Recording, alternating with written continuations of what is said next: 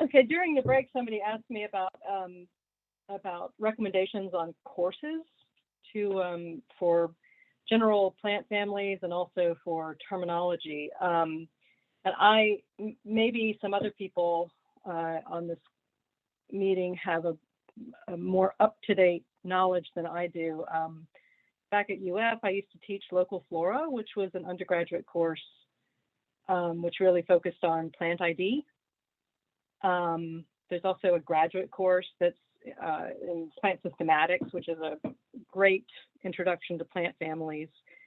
And also there's some good books out there on flowering plant families in particular. Wendy Zomleffer has an illustrated guide to the flowering plant families that's really focused on stuff you'll find in Florida. So, so those are, does anybody else have any recommendations? Good field courses? The only thing I think of is just any of the, pre-COVID, when you had some of those local workshops that had, identification of plants. And for those of you who can travel, each year the Heartland SYSMA has an annual meeting, or historically it's had an annual meeting where they pack the Circle B Bar Ranch, like Nature Discovery Center, whatever it's called. They pack it full of invasive plants, like actual specimens. And that's because a few of the folks in Heartland SYSMA have what they call the Garden of Evil. They purposely have these plants growing so they can harvest them every year for the show and tell. So like, especially like if you got an employee, say like next year, who's recently hired and they're right out of college, say from Oklahoma or Indiana, and here they are in Florida and don't know a Brazilian pepper from a native Dahun holly. If they can travel to Lakeland, that's a good workshop for them to go to. And also when FNA does its 2 annual and native invasive lookalike workshops, when we do that in person again, probably next year. I don't know where they'll be at, but we'll try to advertise them widely, and we'll have some plants for you to look at too. But as far as like technical learning, no idea other than what you mentioned, Kim. But also, if you're involved in your Native Plant Society chapter near you, I know a lot of those chapters run basically plant ID little sessions. So sometimes you can get good information there from experts in your area. Okay, we're going to move on. Everybody's back. So this is going to take us through lunchtime. We're going to be going through a bunch of invasive native lookalike pairs, and we're going to be talking about the key features in determining the weeds from the natives. And of course, this is really important in Florida. We have so much active invasives removal in Florida. And at the same time, we really do have a lot of native species that are quite similar to those, and we want to avoid that non-target damage. So we're going to make this series of species comparisons that's going to help us hopefully to avoid that. Throughout the presentation, you'll see on the left is always, and in red, that's always going to be, and I know I've got the outdated terminology here that says exotic, and I'm going to try to avoid those terms myself, but old habits die hard, so I'll try. But the non-native invasives is going to be over on the left side, and in green on the right side will be the native species that we are comparing it to. And you should have a sheet that you can follow along with the different characteristics that we're going to present here in this invasive native lookalike handout. So we'll start off with the trees and shrubs. I don't know if I'm going to go all the way through these, Dexter. Maybe I'll just, we'll see. But as I'm going along, what I'd like to do really is just present probably 4 to 6 of these comparisons. And then I'm sure there's people on this call that have lots of experience that might be able to offer some more insight, and it would be a good opportunity to share what you know with the rest of the participants. So I'll probably stop periodically and see if there's any more comments about these and some discussion. So we're just going to be looking at trees and shrubs for the first part. So again, we're starting off with our invasive over here on the left, Chinese tallow, and we're comparing it with coral bean on the right, Erythrina herbaceae. I just want to take this moment to note that many of the comparisons that we're going to be doing here are comparisons that were recommended to us from managers, from people who've done treatment that have noticed these plants being accidentally sprayed. And some of them are comparisons that we ourselves have trouble with. So some of these, I look at it and I think I'm not really sure why somebody would confuse these two, but in most of these cases, this is something that really happened, and that's the case here. So, somebody had reported that that coral bean had accidentally been sprayed instead of the Chinese tallow that they were trying to treat. So I can sort of see this basic similarity. In coral bean has these leaflets that have an acuminate leaf apex, kind of similar to Chinese tallow. So overall leaf impression might be kind of similar.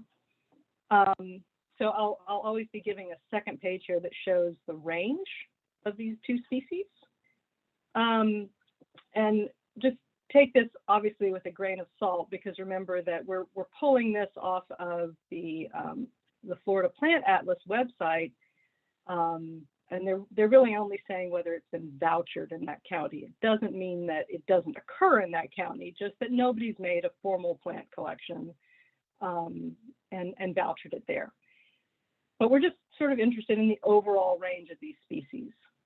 But the difference between these two is quite striking, of course, because Chinese tallow has first of all, it's a tree, and coral bean is a smaller shrub. It has a simple leaf. So if we were looking closely at this and looking for that axillary bud, we would see this is a single leaf here. And coral bean, you can see here we've got a trifoliate leaf. And there's the axillary bud. Also, Chinese tallow, the flowers are completely different. If you happen to see the flower, of course, it's unmistakable. These huge red tubular flowers in coral bean. And milky sap. So again, I was mentioning that milky sap is an unusual feature in plants. So Triatica belongs to the euphorb family, which has that characteristic. And in fruit, very, very different. This has a capsule that opens up to expose 3 white seeds, whereas the coral bean is more like a little bean pod. It's a legume that opens up to reveal these beautiful red seeds. So generally, I don't think this should be a problem species, but you just have to look carefully, mainly for that compound leaf versus the simple leaf, if you were looking at a young plant and you weren't quite sure. And of course, with all of these, everybody has a general idea when they look out over an environment like this, an old pasture, and you see plants coming in like this, you're going to suspect that this is an invasive species, the way this is growing. And the other cool thing, of course, about Triatica or Chinese tallow is that it has beautiful red coloring in the fall, which is not something you see with coral bean. So moving on down to South Florida, we're comparing shoe button Artesia with marlberry. These are both in the genus Artesia, so they're quite similar in appearance.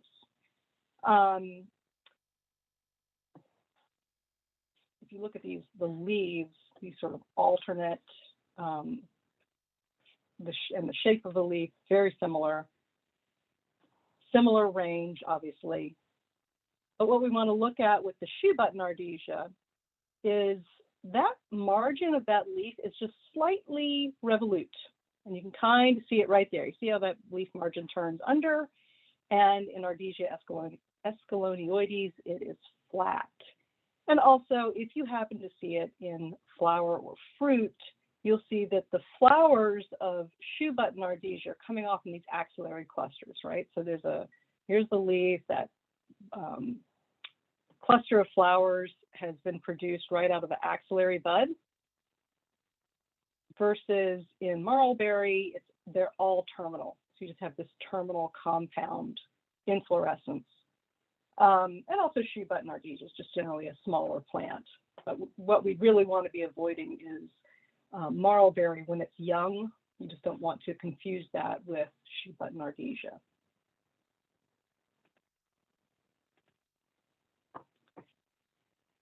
And of course, we have another invasive Artesia, Coral Artesia, more in North Florida. And again, same genus. However, with Coral Artesia, of course, is such a distinctive leaf. So that leaf is both crenate and revolute. So both of these invasive species we're looking at have revolute margins. And in Coral Artesia, it's also crenate. So it's really unmistakable. You can see it very clearly right here, as opposed to that flat entire leaf of Marlberry. And also, if it's in fruit, these bright red drupes, as opposed to the black drupes in Marlberry.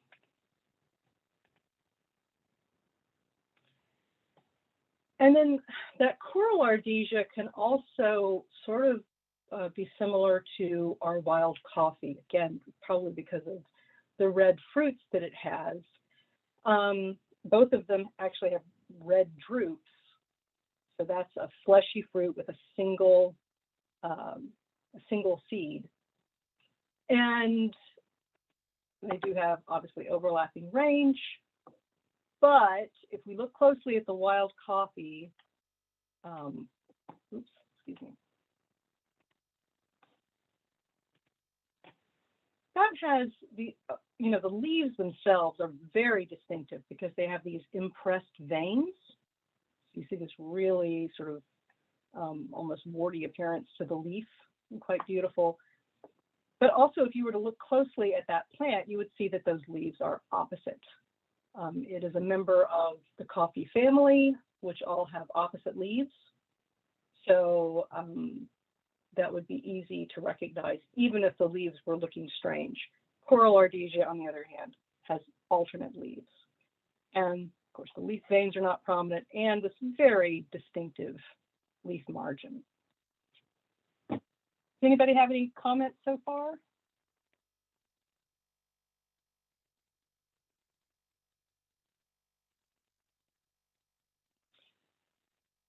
So, here is Coral Artesia growing in the understory of a hammock and looking very invasive. So, and growing with another invasive, this tuberous sword fern.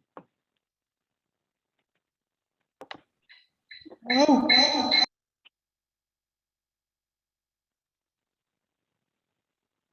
I don't know what that was. Nothing. Okay. So we're going to move on, and we'll talk about some comparisons between Chinese privet, Ligustrum sinense, and Godfrey swamp privet. This is a rare species, Forestiera godfreyi. Both of these species are in the same family, so they're quite similar. They have opposite leaves. The fruits, they both have these sort of blue-black fruits at maturity. They both have twigs and leaf stalks that are hairy, and both of them are small trees. In fact, I've gotten very confused with Chinese privet out in the wild and trying to turn it into Godfrey swamp privet when I've been doing surveys. hopefully you'll have a little bit of reproductive material on these, because Godfrey swamp privet has these axillary flower clusters. It also generally flowers before the leaves come out, versus Chinese privet that has these terminal flower clusters. Also, Godfrey swamp privet is deciduous, so in the wintertime it's not going to have any leaves, and then in springtime it has this flush of flowers. And if you look closely at the leaf margins, you'll see that they are toothed above the middle of that. So let's see if I can kind of see that in this picture, but you can see a little bit of toothing above the middle.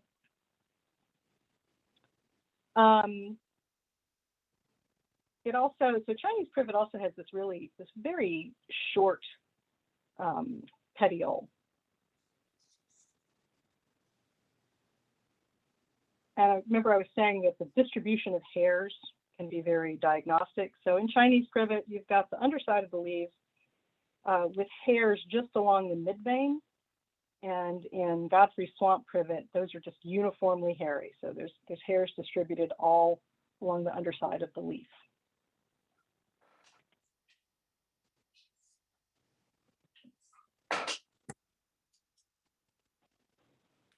We also have another native Forestiera that can be similar to Chinese privet.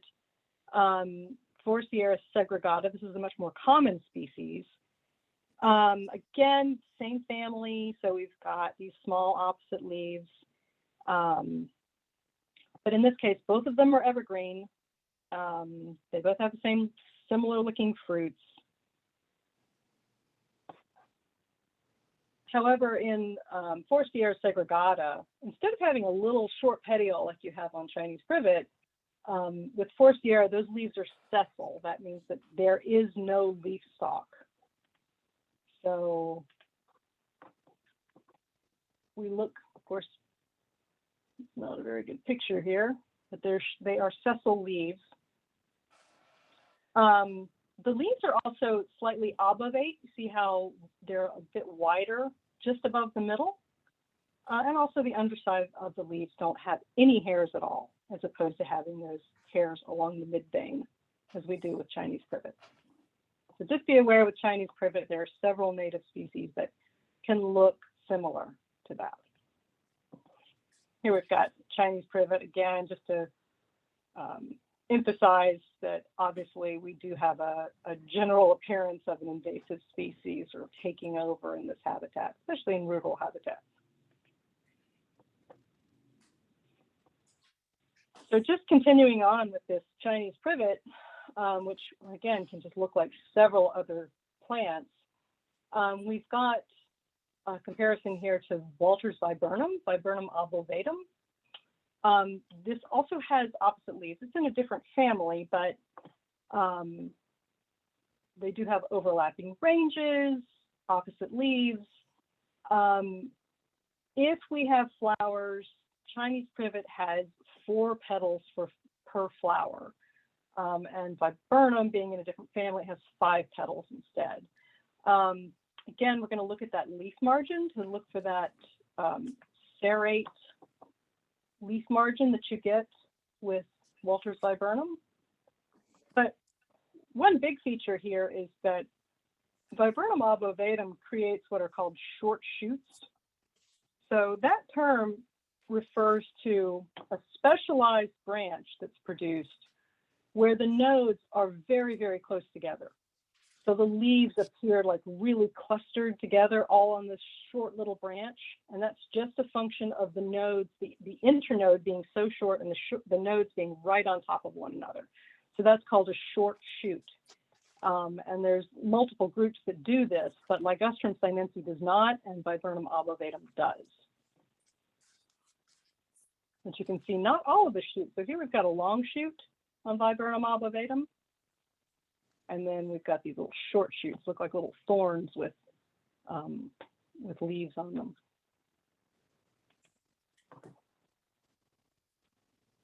And Walter's viburnum also has some rusty scales along the stems and leaves.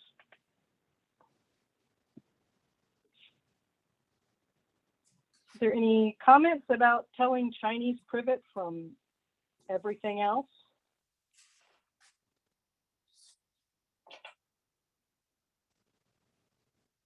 That can be such a generic looking plant to me. I'll say I have to usually be standing pretty close before I can tell them apart, like if I'm in a really crowded hammock or something, or thick woods, especially when they're not flowering. Especially when they're not flowering, yeah. Yeah, I've spent a lot of time staring at it and trying to turn it into something native or rare. So yeah. Okay, well, we'll be moving on. We'll talk about these two Scaevola species, beech napaca versus inkberry. This one, of course, we have things in the same genus, so they're very similar to one another. The Scaevola plumieri is actually a rare species, so we really don't want to take that out. They both grow in similar habitats. They're both growing on coastal strands and dunes. And they're both like these big, sprawling shrubs, these alternate leaves, but those alternate leaves can be like really clustered up at the tip of the branch, I was talking about before, so they sort of appear to be whorled.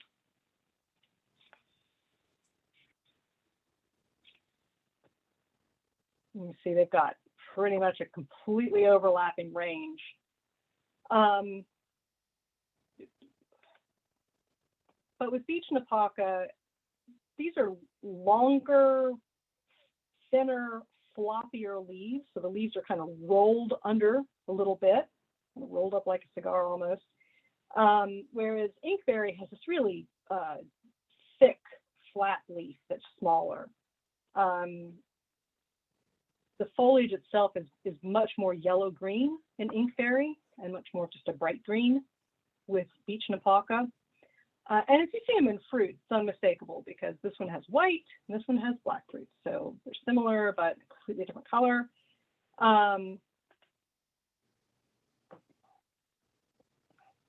Here they are in flower. You can see the flowers are very, very similar. These sort of cool zygomorphic flowers that look like half flowers. And here we've got a picture of the two species growing right together. So here's the native, all sort of in the foreground. And in the background, you have beech napaca, just taking over back behind.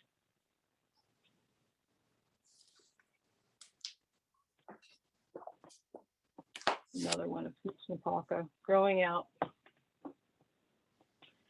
And then there's another species that can grow in the same general area as beech napaca, which is Junipa clusiifolia, 7-year apple. We actually had a botanist at FNA, and she was in a hammock, and she said, you know, usually these are fairly easy to tell apart, but when you get back into shaded habitat, sometimes the Junipa will become more yellow-green in color.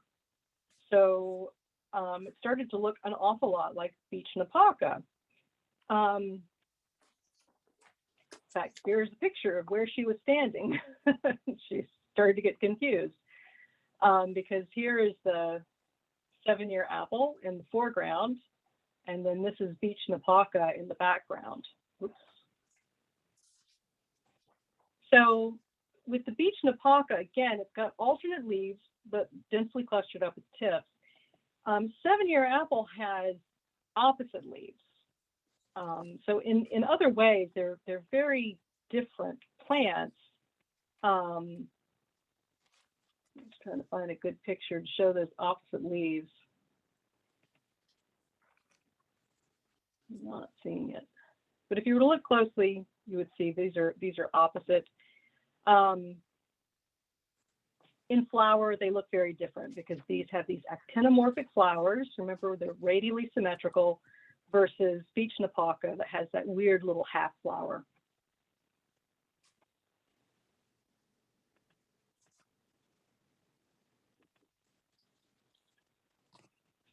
And then lantana, the dreaded lantana comparison. So lantana strigochimera versus lantana depressa. Of course, this is a rare species, Pineland lantana. This is a little bit misleading because it's not showing the variety that comes up the southwest coast. But the non-native lantana, is it? I actually don't know. Is it still being called strigochimera? Do you know, Dexter? Or is it chimera? Yeah, it is. And actually the previous slide shows the name change, whereas this slide here, we didn't change it. So it's like another typo to fix. That's what I noticed too. I just wanted to make sure. I can't keep up with when they change the name one way and then back. And at any rate, the non-native lantana, of course, has a much larger range. It occurs all over Florida versus lantana depressa, which is just down in southwest and South Florida. And these can be very, very similar. I know there's hybridization. There's a lot of issues between these two species. You want to look with the lantana strigochimera, you want to look for a leaf base that is obtuse. So we can see here, so it's more than 90 degrees at the base, and the leaf being fairly flat. Versus in lantana depressa, you want to look for a leaf base that's more acute. You see how much more narrow it is at the base. And also that leaf is slightly folded along the midrib. You can kind of see it here.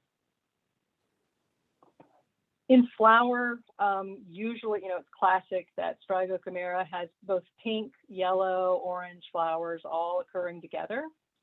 And Pineland lantana only has yellow or orange flowers.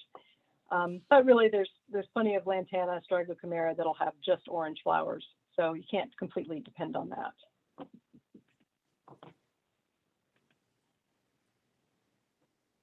Here's somebody out treating lantana chimera out on a habitat that you would never expect to see lantana depressa. So that's something to keep in mind.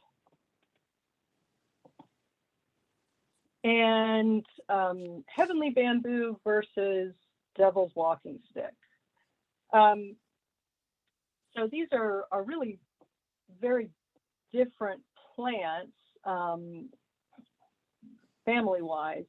But they are similar in that they both have these compound leaves that are more than once compound.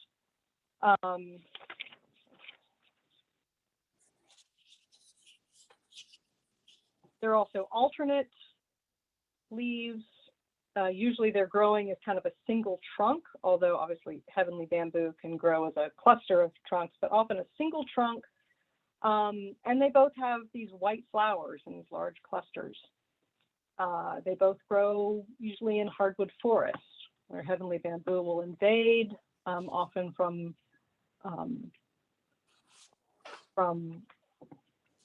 houses and landscaped areas nearby.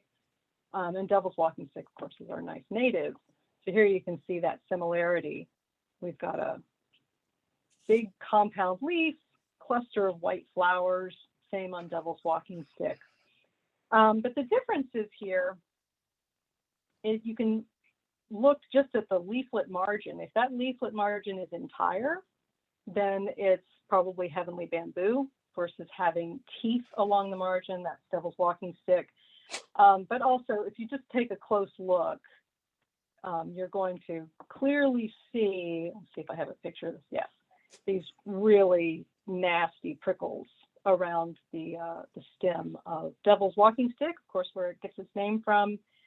And it has a different color droop, which we saw in the first picture right here.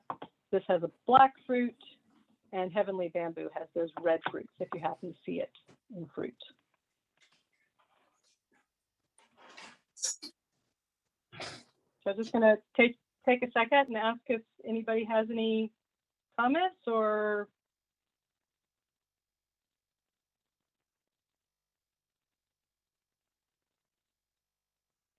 No additional expertise out there for us.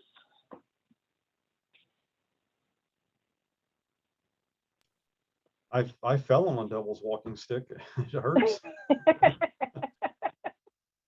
If you fall on it and it's really painful, you know you're dealing with the native.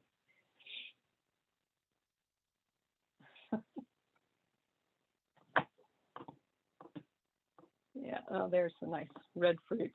Yeah, I used to have to collect that devil's walking stick for plant courses, and it would just, it's because it's not just the stem that has prickles, it's actually prickles all through the leaf as well. And you're trying to take this big prickly giant plant and like stuff it into a plastic bag and rips the bag to shreds, and it's a really cool plant, but hard to collect.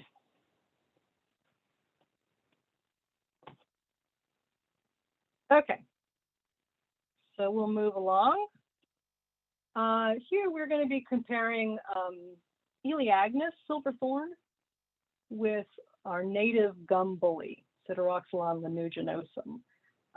They are somewhat similar to one another because they both have these alternate leaves. They both produce short shoots. Remember, these are these sort of short, leafy shoots that have the leaves really crowded.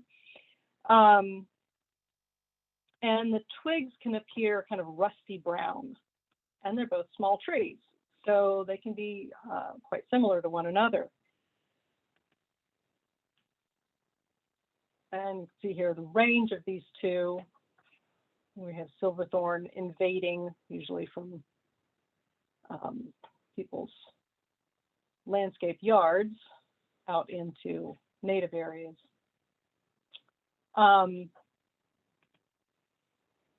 But with Silverthorne, we have these very noticeable scales, these silvery and rusty scales on the underside of the leaf and all along on the twig. Versus with gum bully, that rusty coloration is just due to these soft rust-colored hairs.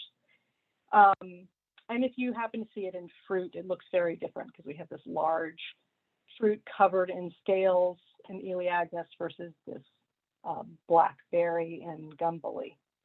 And also milky sap. Sideroxylon belongs to a family that does produce milky sap, not as copiously as some other families, but if you pull a leaf off and you wait for a second, you will see a little bit of milky sap being produced. So that's another good difference between those two.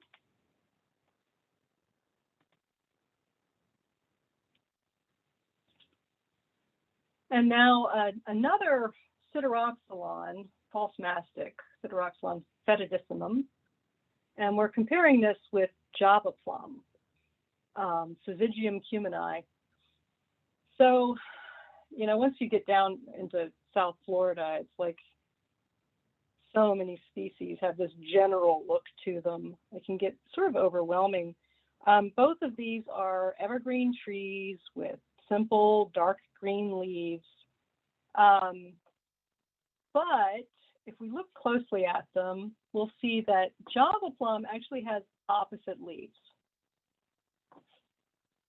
which is nice because once you get down in South Florida, there are so many alternate simple leaved species. It's very, very difficult, but at least with Java plum, you know, if you're looking, if you are, you know, it has to have opposite leaves.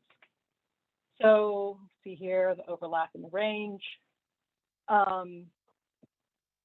Again, opposite leaves versus alternate, and also the lateral leaf veins on Java plum sort of faint, and with Sideroxylon, they're much more prominent. It also has sort of a wavy leaf margin. I don't think we,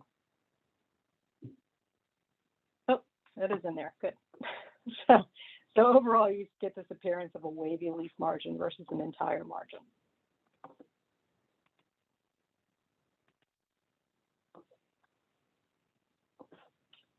Here they are in fruit.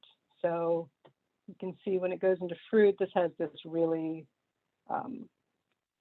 beautiful black, I think it's a drupe, versus false mastic that has more of a yellowish fruit.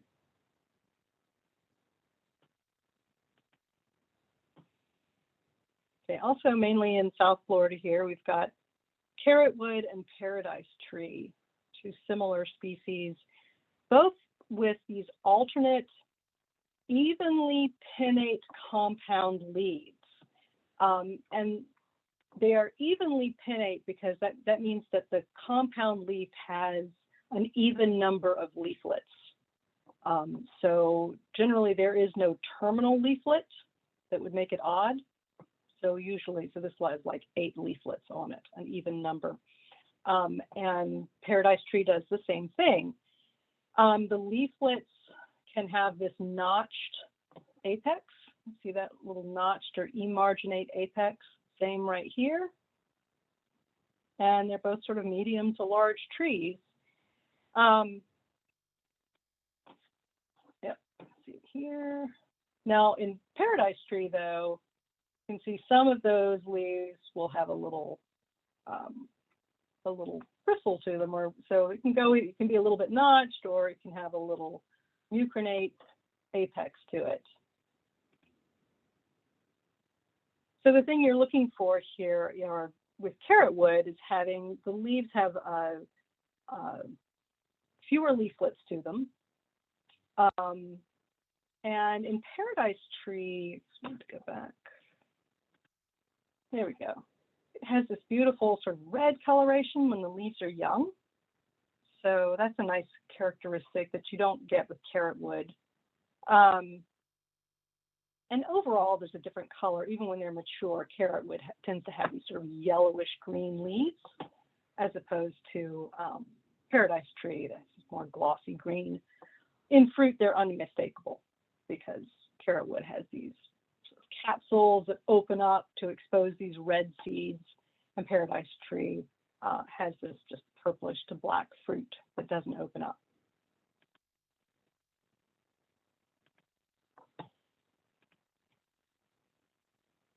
And here's the two sort of growing. You can see this overall similarity with this big spreading canopy and similar leaves. Luckily, this was in fruit, so you would not mistake it at all.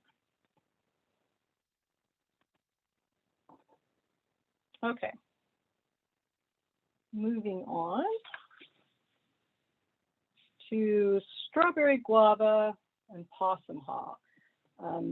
I've seen these two species growing right together, and they're somewhat similar. I think overall they're pretty easy to tell apart in the field, but just be aware. Sometimes I've been in areas where I just didn't think that I would be seeing a lot of Viburnum nudum, and it's just taking over.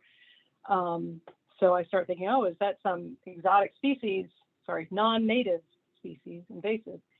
And now it just turns out to be Viburnum nudum.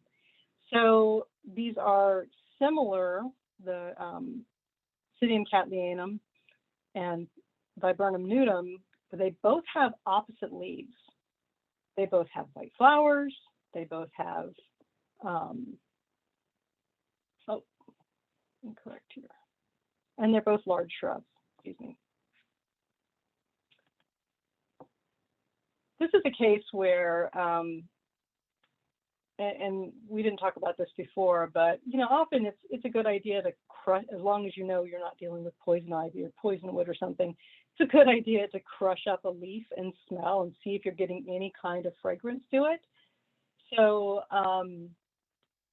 with Obsidian Catlianum, this is in the Myrtaceae. This is a group that usually has fragrant crushed leaves.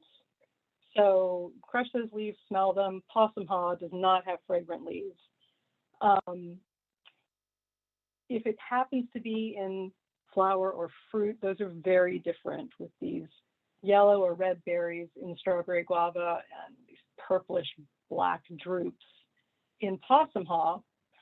And then this is a feature often of the Myrtaceae. You see these sepals. They are persistent on the, on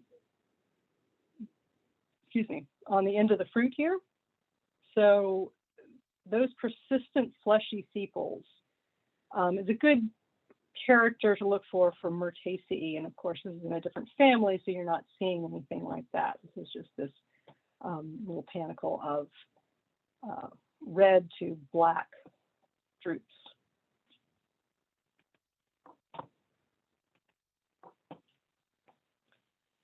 So this is where it gets a lot more problematic.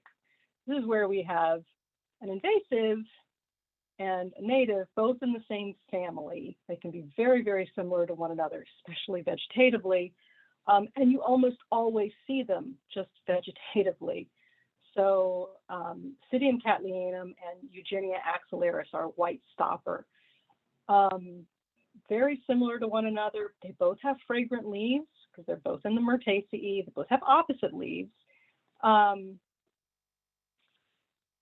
They both have these axillary white flowers with a tuft of showy stamens. Again, characteristic of the family. So they can be really difficult to tell apart. The thing that you're looking for here,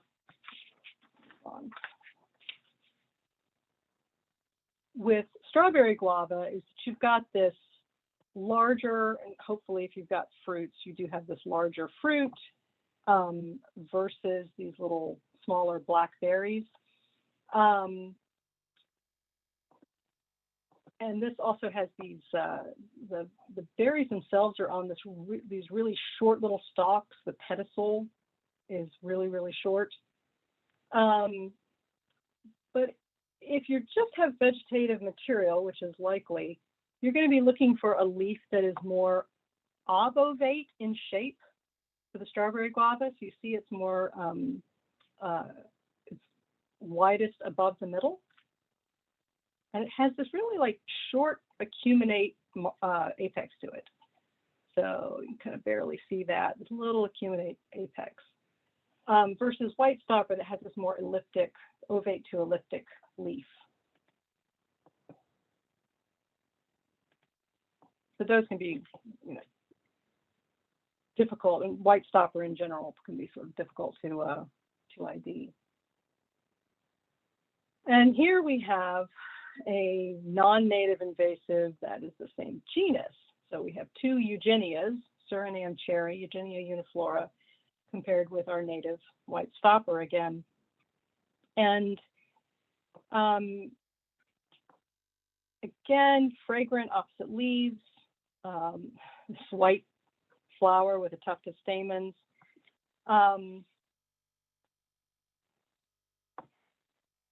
If you happen to see fruits, then it's quite obvious because this has this long stalk to the fruit, the larger red berry, as opposed to this smaller blackberry, it's a really short little stalk. But you can also look at, oh, do I have, no, sorry. That's a better place to look at it. You can also look at the petiole of the leaf stalk itself. You see with Surinam Cherry, it's really, really short, right? And in white stopper, it's not very long, but it's definitely a developed stalk right there. So that's a good way to tell them apart. So Surinam Cherry tends to have, you know, these leaves look like they're stuck right on the branch. And that's a good way to tell them apart. And white stopper, and I have seen this in the field more, sometimes that petiole has a sort of nice reddish coloration to it that helps to clue you in that you're looking at the native white stopper.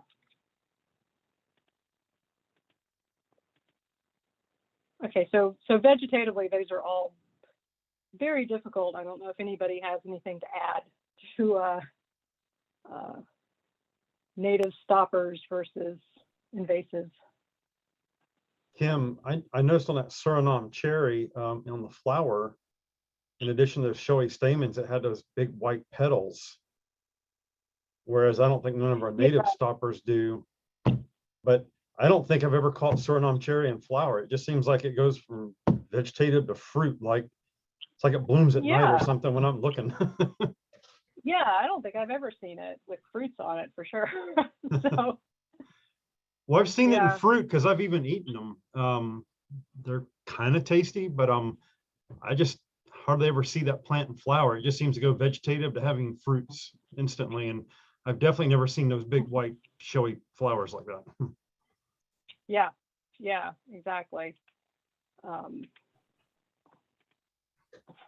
Yeah, in fact, I was out in a hammock just a couple of weeks ago where I saw what I'm fairly certain was white stopper. It was just vegetative, but I had this long, staring at it to try to tell myself that it wasn't an invasive because it was in an unusual place because it was sort of inland in Osceola County, and I was just really questioning myself, but I'm pretty sure that's what it was, and it had these characteristics of the length of the petiole was about right, and it's kind of reddish, so I'm just more confident. Yeah, they didn't read the plant book. They didn't, Yeah. they didn't concern themselves where they should or should not be. Right. And I'm sorry, I'm not really looking at the chat window very much. So, but people are mentioning that the fragrance of the leaf, of course, is different when it's crushed, because all of these species are going to have slightly different fragrances, and if you know those pretty well, then that's a good thing to go off of. And somebody mentioned the swollen base of the petiole and carrot wood, which, yeah, I agree. That's a great characteristic. So I can move this.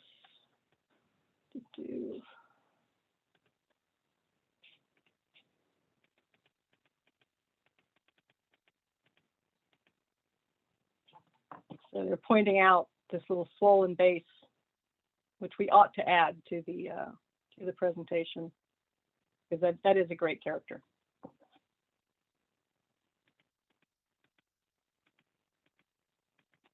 Okay, let's see.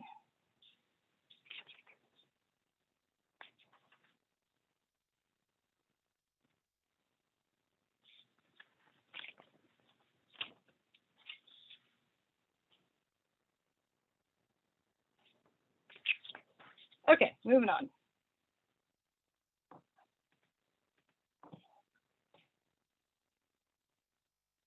So here we have our non-native guava, Obsidian guava, also in the Myrtaceae. So we see those, fleshy sepals, the white tuft of stamens, opposite leaves, and we're going to compare that to pond apple, Annona glabra, which can have sort of similar sized leaves, and they both have this thing that they can do where, and it doesn't matter whether something's got opposite or alternate leaves.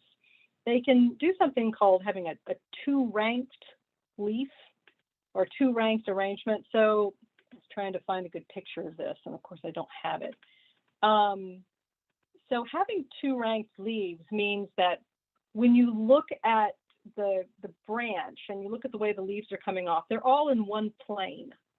So rather than having the leaves kind of coming off at all angles around the stem, it's just coming off on two sides, whether they're alternate or whether they're opposite. So in both guava and in pond apple, you can have this, the plants can produce what are called two-ranked leaves. So if you think about, like, when you look at guava, sometimes it's like that really flat arrangement. So overall, you can have a similar situation with pond apple. They both produce these fairly large, fleshy fruits, but of course, if you open them up, they look very, very different. And in guava, as we mentioned, it has those persistent sepals on the fruits that pond apple does not have. So if you look closely at guava, you're going to see it's got an opposite leaf, and Annona glabra has alternate leaves. Guava, of course, has these really distinctive, prominent leaf veins that most of us can recognize easily by those. Again, in fruit, look for those sepals.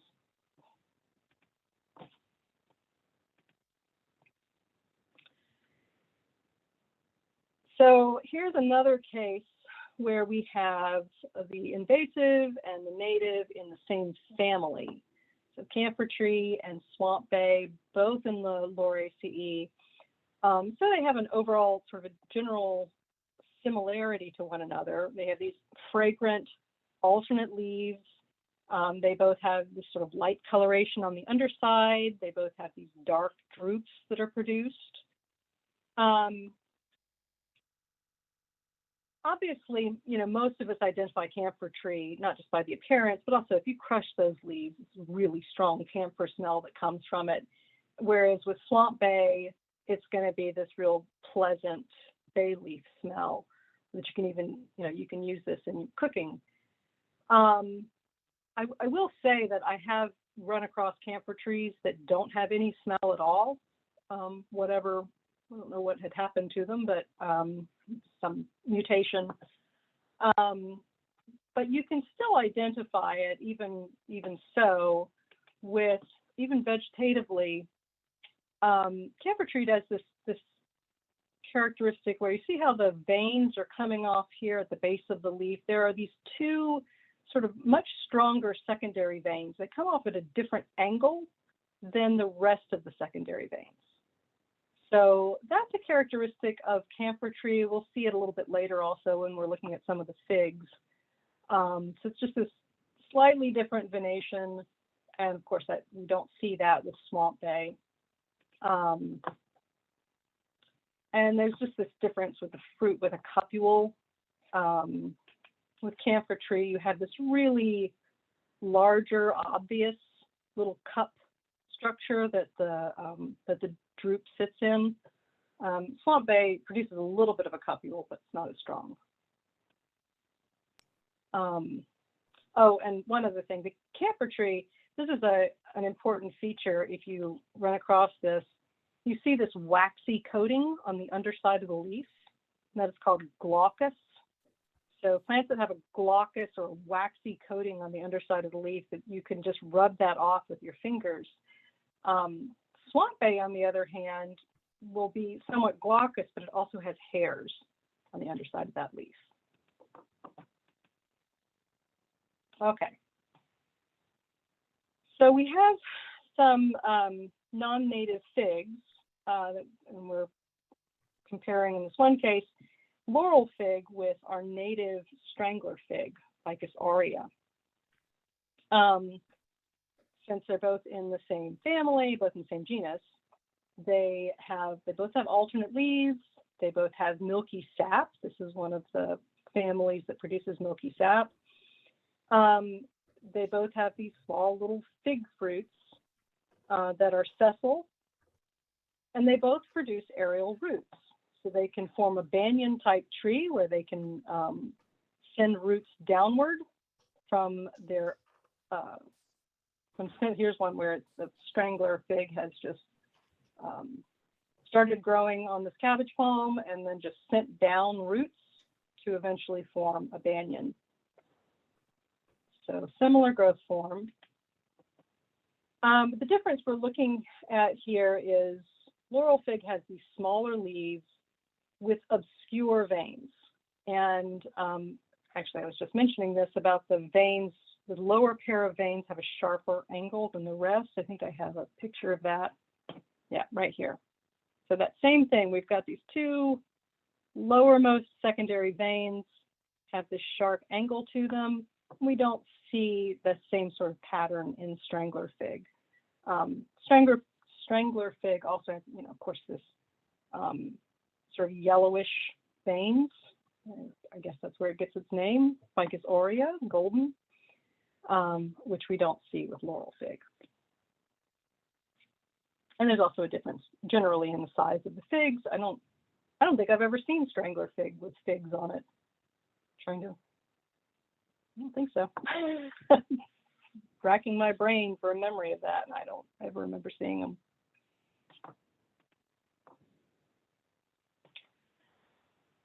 Okay, now we're going to be talking about some similar members of the legume family. So lead tree and wild tamarind, both in the legume family, both in the same subfamily. They are similar to one another in that they both produce these twice pinnate compound leaves, right? So it's compound once, compound again, because they're both in this mimosoid subfamily. They produce these clusters of flowers with showy stamens. So they're both quite similar in that. And they do overlap in their range in South Florida. So wild tamarind you'll find out in the Keys and South Florida, really beautiful little tree. One of the ways to tell them apart when they're vegetative is simply to look at how asymmetrical the base of the leaflet is.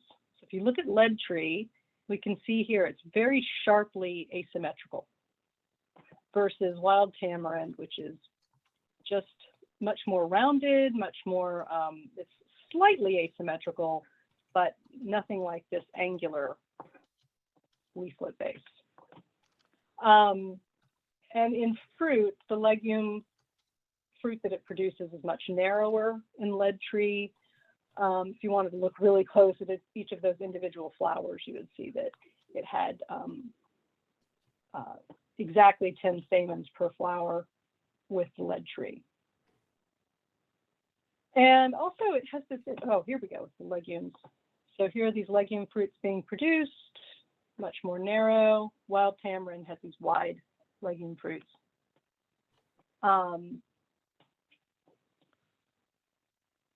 And we've got, remember I was talking about glands. We want to notice any glands that are on the plant. Lead tree has this cool gland that appears right at the top of the petiole, right beside the first pair of leaflets. But wild tamarind has this cool feature where when it's producing new growth, it produces these stipules. Stipules are leaf-like structures that can occur at the node along with the developing leaf.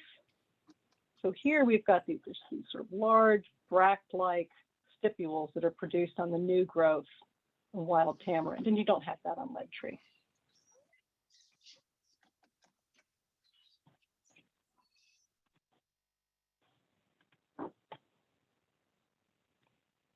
Okay.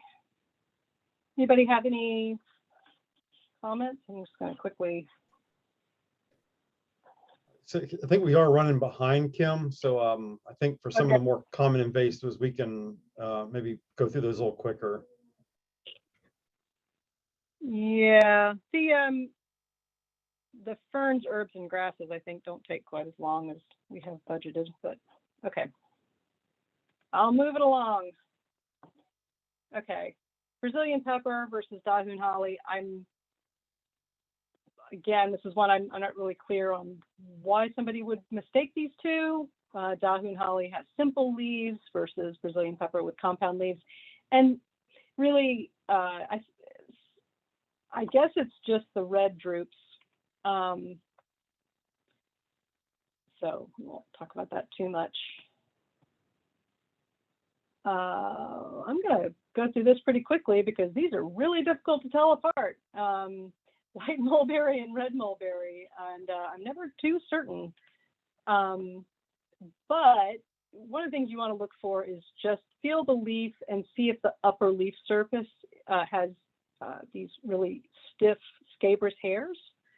So that would be a feature of our native red mulberry, but the white mulberry will have this smooth upper leaf surface. There's also a difference in how abruptly acuminate the leaf apex is.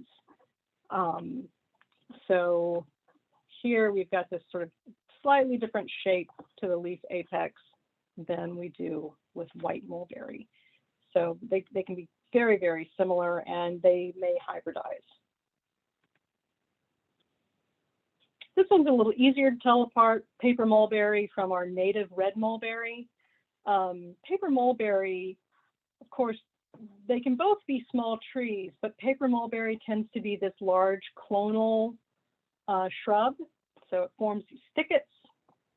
And you want to look at the twigs. The small twigs are going to be pubescent on paper mulberry, and the petioles are going to be a lot longer. So the stalk to the leaf is going to be often almost as long as the leaf itself.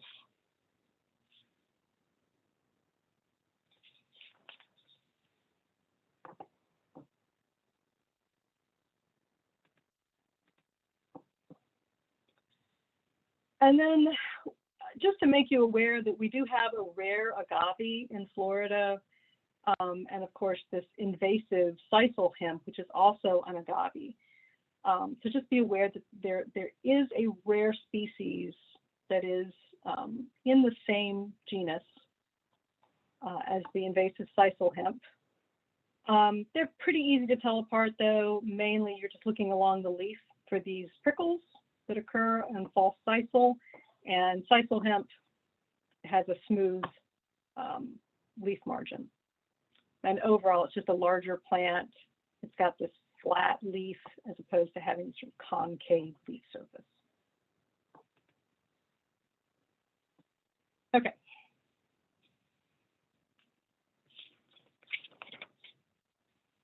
I'm going to move on and talk about ferns and grasses.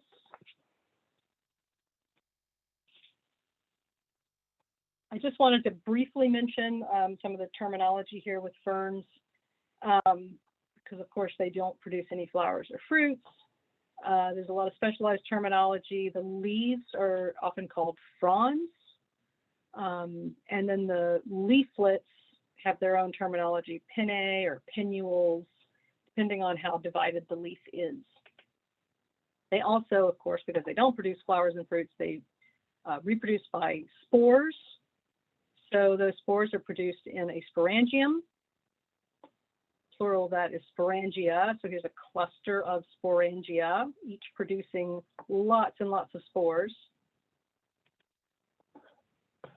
Those sporangia tend to be clustered in a little grouping called a sorus.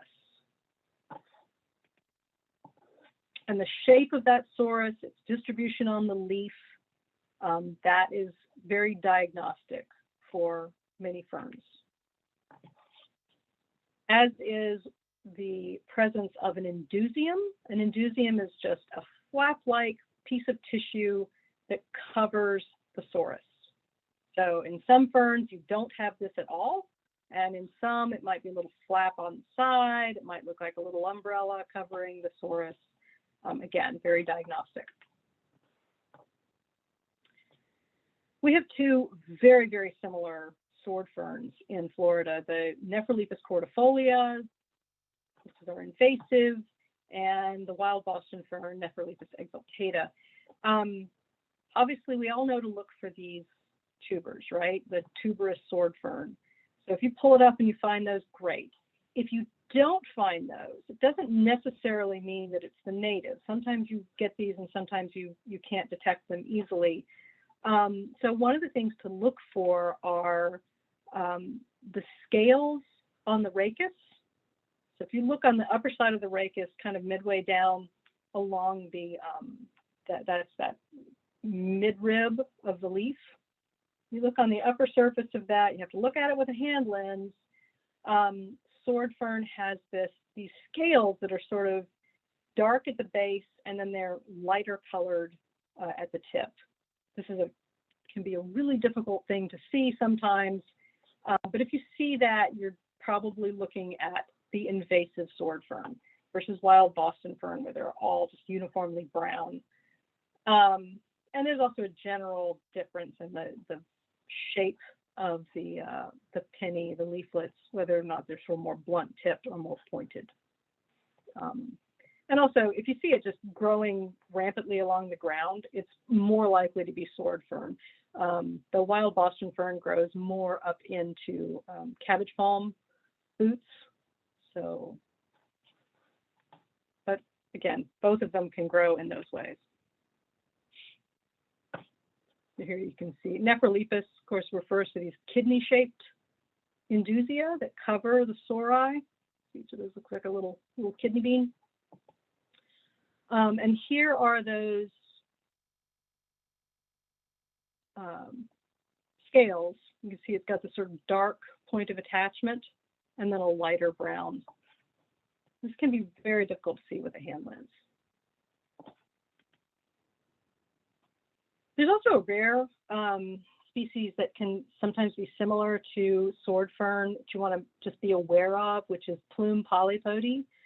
This thing likes to grow on live oak trunks.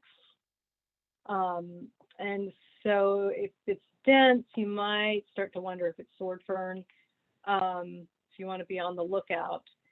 But they're pretty easy to tell apart because the Plume Polypoty does not have an indusium at all versus that kidney-shaped indusium. And the pinnae are entire. So we got a good picture of this. There's a little kidney-shaped indusia versus no indusium at all. And you can see the difference in how toothed that leaflet is. Okay. Moving on to herbs and grasses. Dexter, next time we do this, I want a break. I feel like this is a long slog. So we're moving on to the grasses. Excuse me, moving on to the herbs and grasses. So we're going to look at these two sesbanias. Again, same genus, so they can be very, very similar to one another. Both can have these reddish flowers. They're both in the legume family. Very, very similar range. However, the invasive, you saw those flowers back there, don't have that yellow eye to them. So if you see it in flower, they're pretty easy to tell apart. And if you see it in fruit, the rattlebox has this 4-angled fruit versus a 2-angled fruit in bladderpod. But overall, rattlebox is this larger woody plant. So it's real woody at the base. You're probably looking at Sesbania punicea versus an herbaceous plant, although both of them can be pretty large. So here we see those 4-angled fruits versus just the flattened fruits between those two. And here you see that producing that nice sort of woody plant there.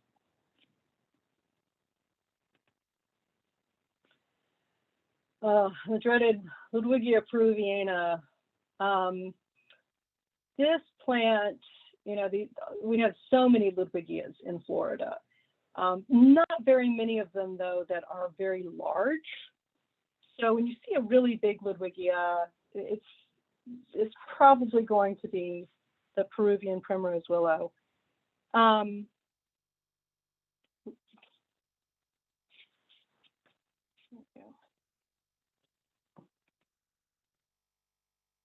So we do have Ludwigia leptocarpa, which is a pretty big primrose willow that's native, but it's still smaller overall than the Peruvian primrose willow. Has a smaller flower, the usually 5 petals, although Peruvian primrose willow can have more than 4 petals. Usually it's 4, but it can produce more than that. But when you look at those fruits, see these very square, more squat fruits versus this very long fruit. So that's a good clue. It's very, very large Ludwigia, 4 petals, and that squat, square-shaped fruit. That's going to be the invasive. Here we can see how similar they can look growing out in a marsh. And we also have a little bit of a difference in the appearance of the hairs along the stem.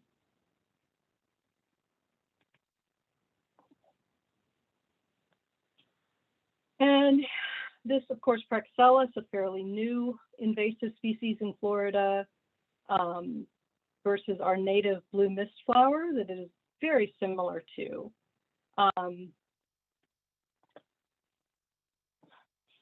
Obviously, Praxellus, this range is probably already out of date. a lot of people go by the crushed leaves having the odor of cat urine. I've had mixed success with this, but and also whether or not the filaries are these bracts of the head. So these flowers are arranged in these compact heads, and these bracts here are the filaries. Those filaries are deciduous in Praxella. So when it goes into fruit, those filaries kind of fall away. And in blue mist flower, they are persistent. So even when it's in fruit, it still has those filaries. And Praxella has a larger flower head overall, usually over 0.5 centimeter long, versus those flower heads being a little shorter, less than 0.5 centimeter. Does anybody want to add anything about Praxella? Because I have to admit, I've had a lot of difficulty with these. Usually the Praxella you're only going to find in pretty well-drained soils, and especially disturbed sites like old phosphate mine or where cattle were browsed through pretty dry soils. And then blue mist flower, it can be weedy, but just don't find it in places like out in full sun like Praxilla. Praxilla is going to probably be in full sun areas, and blue mist flowers not going to be that. And I've always had luck with the cat urine smell. It's almost always been there when I found Praxilla. Awesome. Hey, I was thinking, Dexter, what we should do is just put, because we've got we don't have very many vines on our list, and a lot of time for them. So I was wondering if we wanted to just do the grasses and the vines together after a break, or after we take lunch. Does that seem reasonable? Or yeah, we're actually coming up on lunch here. Kim, can you tell me how many more slides we go to before we get to the vines, roughly, or how many species pairs? There's like 9, and then there's only 5 vines. All right. Yeah, we're only I guess we're about 20 minutes away from the lunchtime. So just, Kim, I tell you, just go ahead and continue on. But when we get to 11:55, even if we haven't hit the vines, we'll go ahead and take lunch then. Awesome. Okay. I'm sure people are really tired of hearing me talk. Okay. So we'll go into the grasses a little bit here. Something I wanted to note about grasses is obviously we have a whole other set of terminology around grasses. And I just wanted to mention this about the leaf terminology.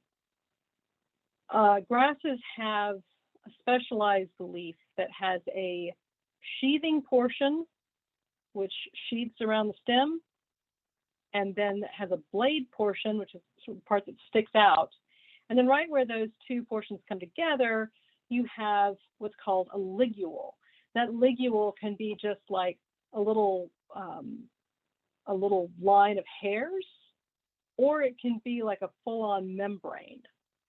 But the presence of that ligule is a diagnostic feature of grasses in general. So, and often the form of that ligule is very diagnostic for the species. So we're going to be talking about Kogon grass compared to a couple of different species here. And one was, this was something that was suggested to us, I think, is the comparison between Kogon and broom sedge bluestem, and really any andropogon. We have lots of andropogons in Florida. Any of them, I guess, could be mistaken for Kogon grass in certain situations. Generally, andropogons are clumping, so they just form these dense clumps, versus Kogon grass, which tends to be rhizomatous. And of course, people always go by this offset white vein. That midrib is white, offset. But there are other grasses that can look similar to that. So you do have to be careful with that characteristic. So it's not too difficult to tell from blue stem, although I have been along roadsides where I've seen blue stem just getting blitzed by Kogon grass treatment. So certainly when you're going quick, it can be an easy mistake to make. In flower, they can be somewhat similar because they have these lots of hairs along the inflorescence, but those are much more dense on Kogon grass than they are on blue stem. This is one that we wanted to bring up, this comparison between Kogon grass and yellow Indian grass, Sorghastrum nutans. And the reason for this is that we did have a situation several years ago where there was an alarm raised about Kogon grass potentially pushing out in this natural area where it had only been known along the roadsides and pushing out into some high quality flatwoods. And so we set up a big survey for it and walked looking for this thing. And it turned out that the people who had initially raised the alarm, who were excellent botanists, had mistaken yellow Indian grass for Kogon grass. And it was an easy mistake to make. The way it was growing in that habitat, it really fooled you into thinking that it was Kogon grass. So much so that I ended up having a friend at the time who was doing genetic sequencing on plants. I got him to run the DNA for me to prove absolutely that those patches that they were concerned about were in fact Sorghastrum and not Imperata. So they can be very similar. Even though Indian grass usually has a centered midvein, that's not always. So in this case, they looked a bit unusual. But the thing to remember about Indian grass, and this is what they really should have been looking at more closely, is that the ligule in Sorghastrum is very long, what is called the big lig. So the big ligule here versus Kogon grass, which can have usually is a pretty short little ligule, and also like right where the sheath and the blade meet, like to see that ligule, it's really tough. Like you got to break the leaf almost to see it. It's just very different versus Indian grass. You can just pull that right back and easily see the ligule. So that was an interesting case where some people really got fooled on that one. All got sorted out. What time we got? Oh, looks like we are. Oh no, we got 10 more minutes, right, Dexter? Yeah. Okay. Well, sorry, Kim. I'm definitely speaking while muted. Definitely, yeah, we got about 2 more minutes. Mhm. Okay.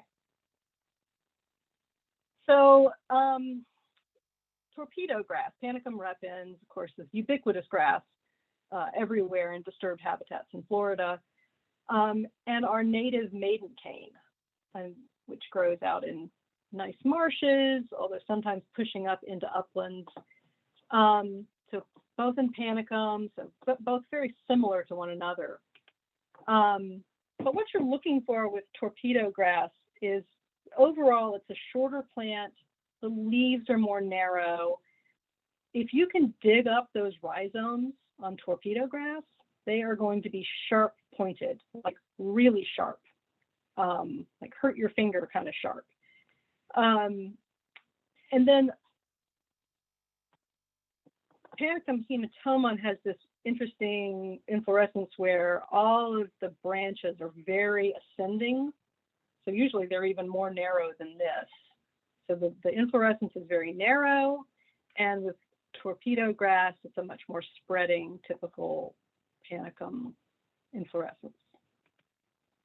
And they're also, I mean, really, there's a difference too, often in the color. I think torpedo grass is usually a bit more blue. And also just the angle that the leaves are coming off tends to, oops, should have backed up. It's hard to see in this picture, but yeah, you get a feel for that one. But just be aware, there sometimes Panicum Hematoma can look similar. This one has definitely fooled me. I've looked out over marshes and thought, oh, that's a beautiful stand of maiden cane. And it's not. It's all West Indian marsh grass. You start to look closely, especially if it's in flower, and you realize, nope, this is all invasive. So West Indian marsh grass, Hymenacne amplexicaulis, which is just taking over so many marshes in South Florida, versus our native maiden cane. They both grow in the same habitat, look very similar. Something that you can look for is, I mean, you can look at the ligules, but really the best characteristic is this white solid pith that you get with West Indian marsh grass versus having these internodes in maiden cane that are hollow. Oh, there we go. So it's sort of this spongy white pith. So if you can cut that stem, find that pith, it's unmistakable. And then just glancing at it, usually in the invasive, it's a much more auriculate clasping base of the leaf blade. Maiden cane can be a little bit clasping, but not as strongly.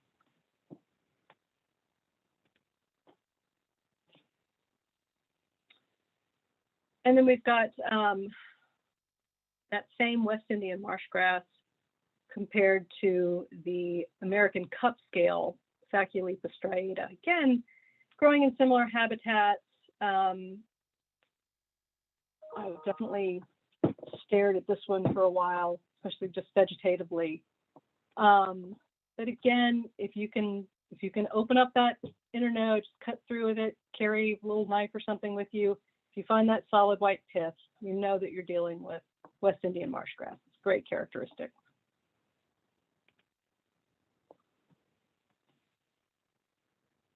We're going to go a little bit further out of my comfort zone because I really don't know these grasses all that well. But the big Burma reed, Nerodia reynoldiana, versus our common reed, Phragmites australis. Both very similar, huge grasses, cane-forming grasses here. So they can, see this very similar to each other. So the description that I looked up this, I can't remember what source I had, but it described it as having ligule on both sides of the leaf. Basically what they mean here for Burma reed is that you can see that there are hairs along the back of that. So the ligule is obviously on the inside, but along the back of that collar as well, where the sheath and the blade meet, we've got hairs along that as well. You don't have that with Phragmites. So you can look at that node, look at that ligule. That's a very good characteristic. And also, if you look at the internodes, you generally have to sort of pull the leaf sheath away and look at the internodes between where the leaves actually connect to the stem. They're glabrous, there's no hairs at all on the Burma reed, and then on the common reed, you've got some hairs along that internode.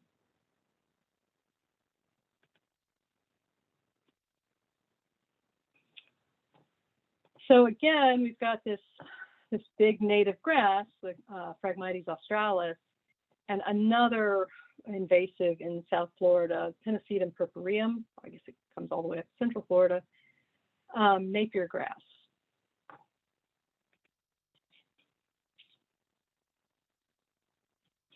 So this one we've got, again, if we were looking at that ligule, hoping I have a good picture of that. I do not.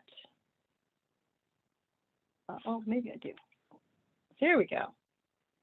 So here's the ligule on Napier grass. You can see these much longer hairs versus Phragmites, with this sort of collar of short hairs, or ligule of short hairs, excuse me.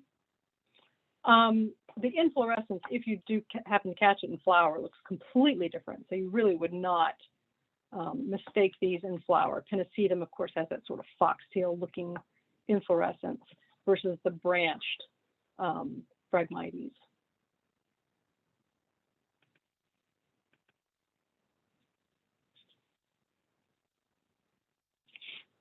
Well, we just have two more. I guess we'll push on through.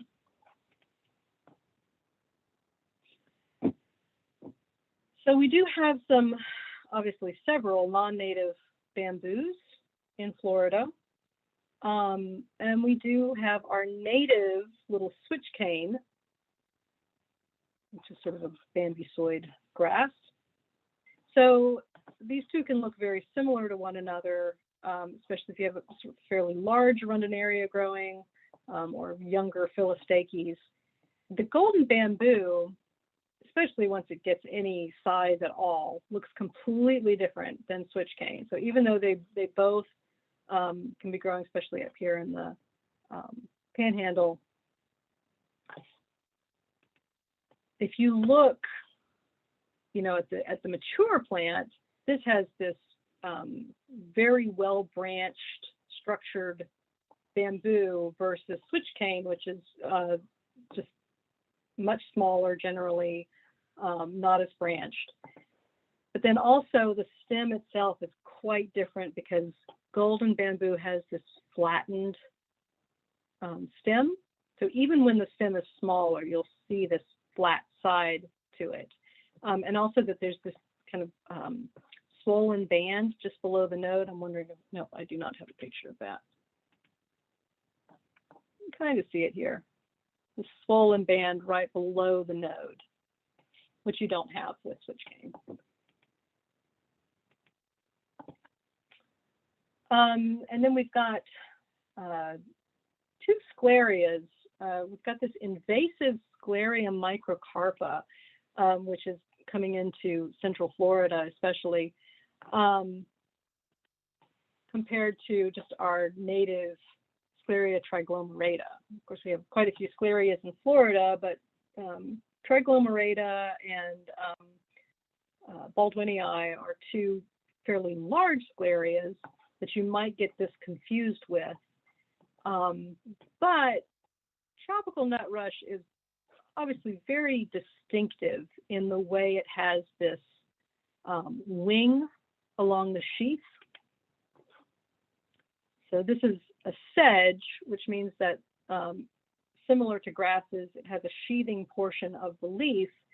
But in sedges, that sheath is completely entire around the stem. So unlike a leaf sheath that you can kind of pull away from the stem, in a sedge, that sheath is completely united around the stem. And in tropical nutrush, there's this really strong wing. It also has, and in Scleria triglomerata, you can have this angled stem, which is typical of a lot of sedges, right? If you've ever heard the term sedges have edges, it's usually a three-angled stem, but it's not winged along the leaf sheath. And then this Scleria microcarpa also has this really distinctive, they call it cupula. So each of the achenes is in this wide cupula, which you do not have with Scleria triglomerata. They're just in these clusters. And here you can see that wing along the sheath. So pretty distinctive. Okay. All right, Kim, that's it. Woohoo! All right. So we've hit the break. We've hit our lunch break here. So FDAX requires a 20-minute lunch during a sort of, workshop so long, but I went ahead and made it 30 minutes just so people would really have time for a restroom break, make coffee, eat something, shoot an email to the boss or the crew members, whatever, So it is 11:56. So we will meet back here at basically 12:25, 12:26. So just log on a little before 12:30, and we will see you then. And I'm going to pause recording and resume it when we come back.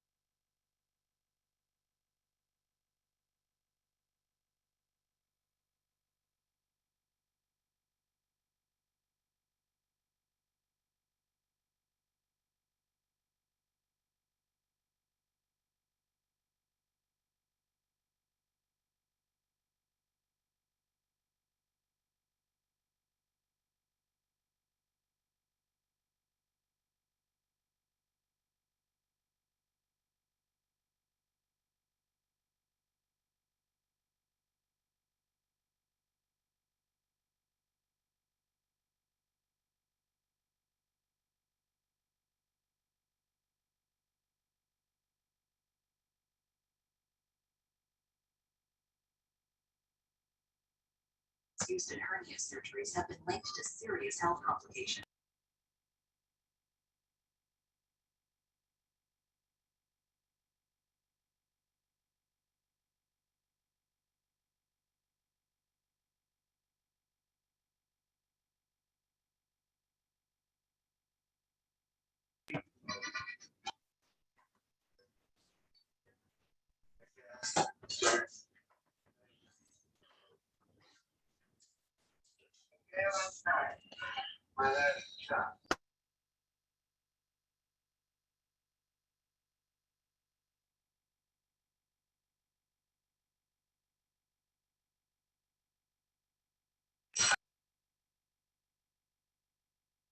Jesus. All right, sorry. I've been speaking for a few minutes and only realized I was on mute. And I wasn't even sharing my screen like I thought I was. So this is utter technology fail for me right now. But I'm glad we're back from the lunch break here. I've been recording for the last few minutes, so you haven't seen anything, you haven't heard me, but me speaking to no one will be on the video here for all eternity in the future here. But something I wanted to point out was on this tropical nut rush plant here. This is a fairly somewhat recent invader to Florida. Most of our sclerias are native, but this one, this tropical nut rush, it's got this super wide leaf blade, and when it meets the stem, it's kind of got this wide wing that follows the stem down some distance. And also the seeds, which are typically kind of this white or kind of off-white color. This has this distinct cupula. There's another invasive sedge in Southwest Florida. It's only known in Hendry County right now, called Egger's Nut Rush, that looks a lot like this plant, whereas this plant's about 3 foot tall. Egger's Nut Rush is 5 to 9 feet tall. This reproduces primarily by seed. Actually, it might even be only by seed, whereas Egger's Nut Rush disperses by seed, and it's rhizomatous, like it spreads slowly below ground. It's just a much more large, robust plant, but it seems to be in similar habitats as tropical nut rush. And I think that's a typo. This should be Microcarpa, not Microcarpa. I'm not sure why the M's not showing up fully there. But anyway,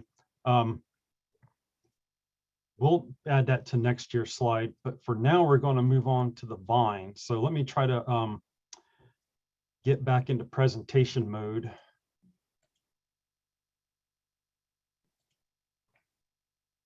All right.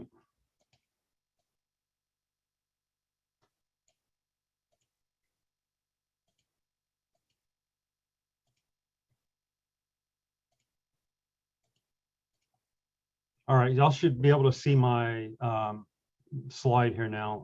Gundy, can you chime in if you see where it says vines? It sure does. Okay, well, my volume's way too loud now. Okay, all right, so there's not many vine species in this category here. All right, definitely one that could be mistaken is Chinese Wisteria for American Wisteria. Obviously, these are closely related because they're in the same genus. And everything about them is pretty similar upon first inspection. They have a pretty similar range throughout the state. They're both really strongly centered in the panhandle. Everything about Chinese Wisteria, though, is just a little bit bigger or a little bit bolder, though. Chinese Wisteria tends to have longer leaves, up to 40 centimeters. So you're talking about like a 1 1/3 feet, or so that's about 16 inches. Whereas American Wisteria, it says up to 30 centimeters. So that's about a 12-inch leaf at the most. Chinese Wisteria usually flowers before the leaves are emerging. So like in the panhandle, like Tallahassee area, that's like February. So you'll see these beautiful flowers out, but there's no leaves yet. It's like a bare vine with a big flower head on it. In American Wisteria, the flowers appear after the leaves have already flushed out. And there's actually about at least a 2-month difference between the two. Here we got, for the Chinese Wisteria, the inflorescence is longer, again, up to about 40 centimeters, so about 16 inches. And in American Wisteria, it's only about, it says up to 25 centimeters, so just shy of a foot or so. See if I have another photo of them here. Everything about Chinese Wisteria is more showy, though, and that's probably why it's a more favored or traditionally it's a more favored landscape plant. Not only is the whole inflorescence longer, but the individual flowers in the inflorescence are a little bit larger than the single flowers in American Wisteria. Also, if you look at these leaves here, there's like a more pronounced tip, and you can sort of see the secondary venation. It looks like it's machine stamped into the leaf some. That secondary venation going out from the mid vein is really distinct. And on American Wisteria, it's like, you don't really notice it. You see the mid veins pretty principal, but the secondary veins don't really stand out. Another difference between them is, like, you can see where this American Wisteria is climbing up this black cherry. It's kind of twining against it, but this American Wisteria will probably never hurt this hardwood tree. Whereas Chinese Wisteria definitely will actually cinch into the tree, like it can literally damage its host tree by cinching into it tight. But that's assuming there's a long time to sit there and let it grow like that. All right, so some other vine of interest is air potato vine versus our native Florida yam. So again, these are similar in appearance because they're closely related. They're in the same genus. Air potato versus Florida yam here. All right. Air potato is documented much more thoroughly across the state, whereas Florida yam is not. Florida yam most likely does have a lot more distribution throughout the state. It's just not been vouchered in herbariums. It's also not a common plant, so it's just not really been the target for vouchering in the past. Here it says stems have aerial tubers versus stem lacking tubers. This in itself is not the best trait, because if I go back and I show you this aerial tuber here, actually, let me do my, there's my little laser pointer at here.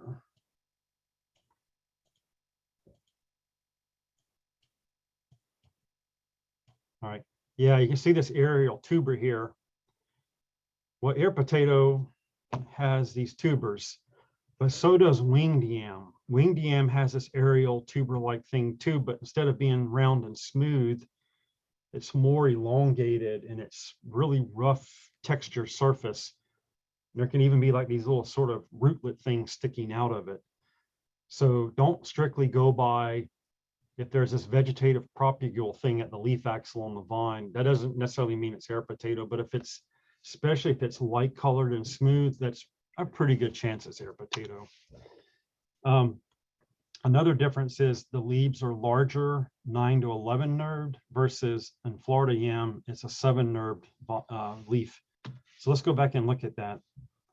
That central mid vein, that's your first vein, and then let's count in pairs. So there's one, then there's, you know, if you do 2 and 3, so that's 1, 3, 5, 7, and 9.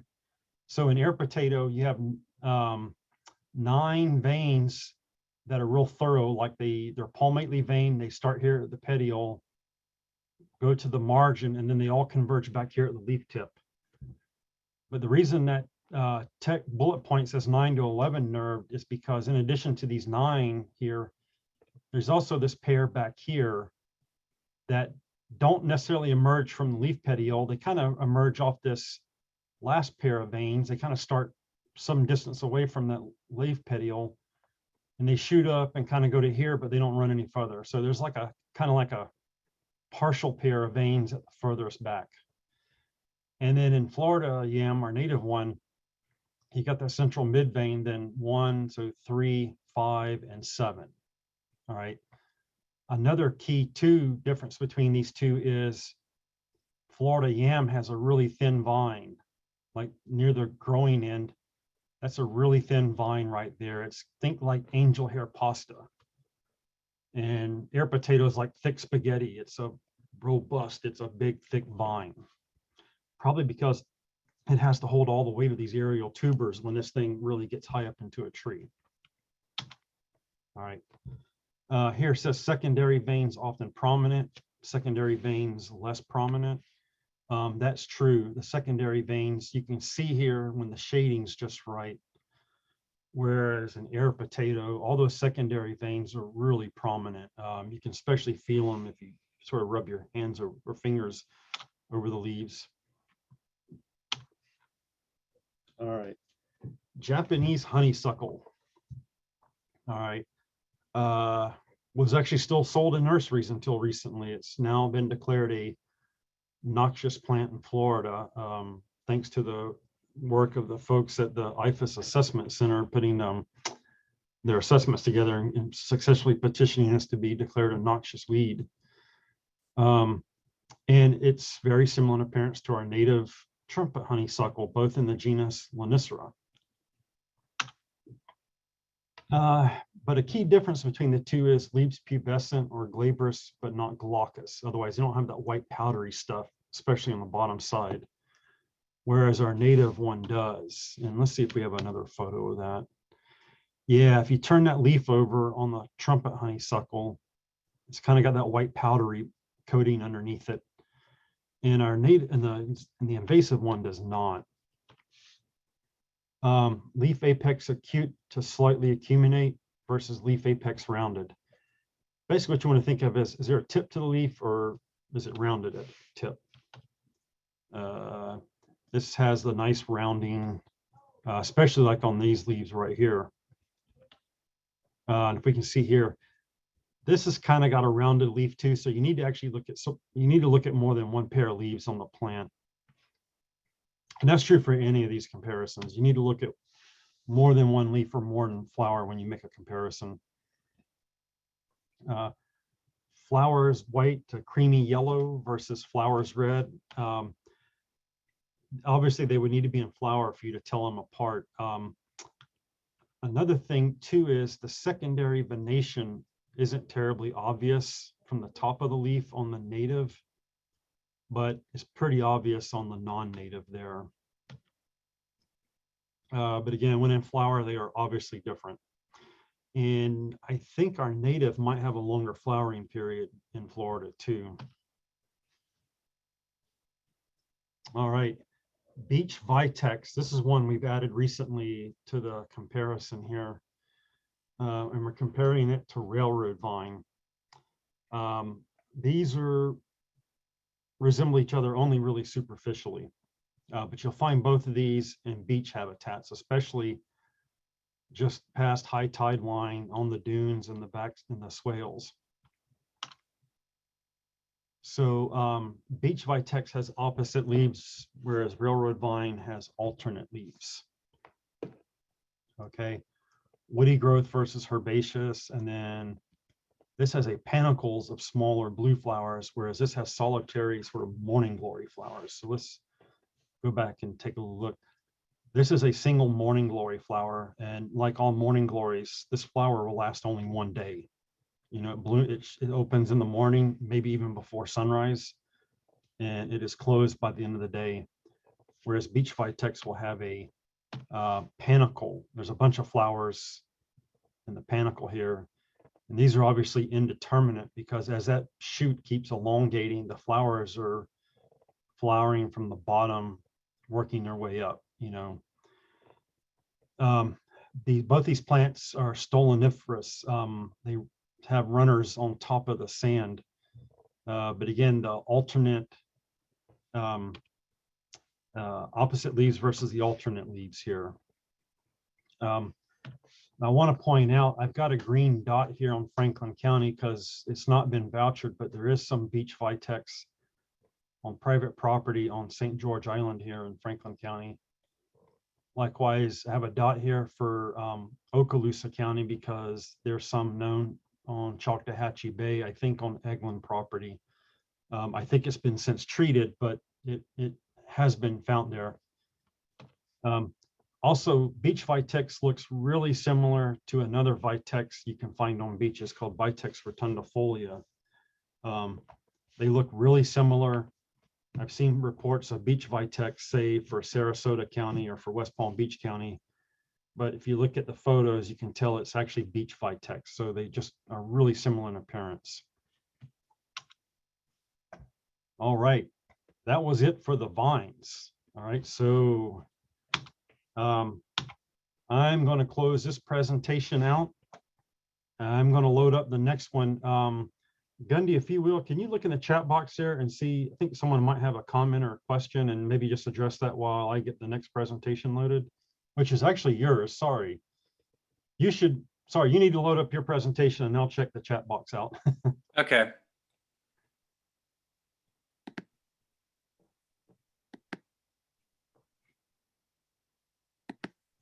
Yeah, Peter Shanks. Gosh, I think you work at oh my gosh, the Stephen Foster Folk Cultural Center State Park, I think. Yeah, the two wisterias bloom different times. Yeah. The native wisteria blooms, yeah, later than the invasive. But I noticed this year that the invasive wisteria, it had a puny bloom period here in Tallahassee this year. And I saw the invasive blooming in May. Although it hardly had any blooms on it, it was pitiful then. I think it was just such a dry spring. And last spring's blooming effort was so good. I think it's just like, I think this is the think this is the break year. I'm taking it easy. And so even those bloom periods, just take it with a grain of salt. It'll bloom at those times when the conditions are right overall. But where they do, even when they tend to co-occur, they typically segregate in time pretty well, so that the invasive usually blooms first. It's actually neat to see the two side by side, to always be able to compare them year after year. All right, I think I'm gonna leave you to it, Gundy. All right, is my screen showing appropriately?